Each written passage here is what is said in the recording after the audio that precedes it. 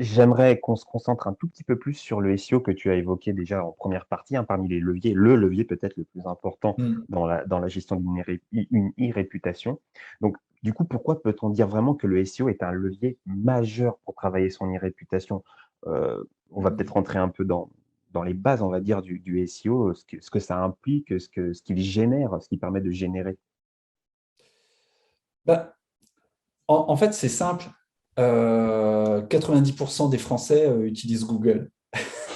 Bon, donc déjà, s'il y avait un point important, je pense que c'est celui-ci. 90% des consommateurs français sont présents sur Internet et vont faire une recherche sur Google avant un éventuel achat.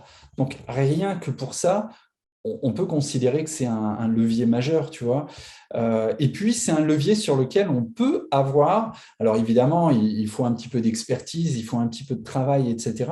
Mais c'est un levier sur lequel on peut éventuellement avoir du poids. Si on fait bien les choses et qu'on a de bons outils, comme Cocolize par exemple, eh bien, on va pouvoir suivre ses positions, savoir où on en est, se positionner sur des mots-clés et pas que le mot-clé de la marque, mais également parce que oui, il y a le nom de la marque et ça c'est important, mais on va pouvoir également chercher comment on est positionné sur le nom de nos produits, qu'est-ce qu'il se dit sur nos produits, et puis sur des termes génériques également, tu sais, qui vont être autour de notre secteur d'activité, des termes génériques, voir un petit peu si on arrive à se positionner là-dessus, voir ce qu'il se dit de nos concurrents également. Tu vois, sur le produit d'un concurrent, c'est tout bête, mais c'est pas mal dans ces cas-là d'essayer de capitaliser si on voit qu'un concurrent est pas très, très apprécié, qu'un de ses produits fonctionne pas bien ou qu'il a de mauvais retours, voir comment nous, on peut capitaliser là-dessus. Par exemple avec du Google Ads et se dire bah tiens, ce concurrent-là il a de mauvaises notes, eh bien on va voir si nous on ne peut pas essayer de récupérer un petit peu de la visibilité au travers de lui, tu vois. Faut savoir quand même qu'une entreprise sur 5 n'est pas satisfaite de ce qui apparaît quand on tape son nom sur Google. Une Ah oui. entreprise sur 5. Donc, ça veut dire qu'en fait, il y a des efforts énormes à faire en termes de SEO. Je pense aussi qu'il n'y a pas suffisamment dans les entreprises d'efforts faits en ce sens. Que souvent, eh bien, le SEO est considéré comme une fatalité. En gros, tu vois, quelque chose sur lequel on peut pas, c'est pas un levier sur lequel on a énormément de poids, c'est trop compliqué, c'est un peu, même des fois, tu as l'impression, enfin, moi j'ai été consultant en marketing pendant longtemps, en marketing digital pendant quelques années.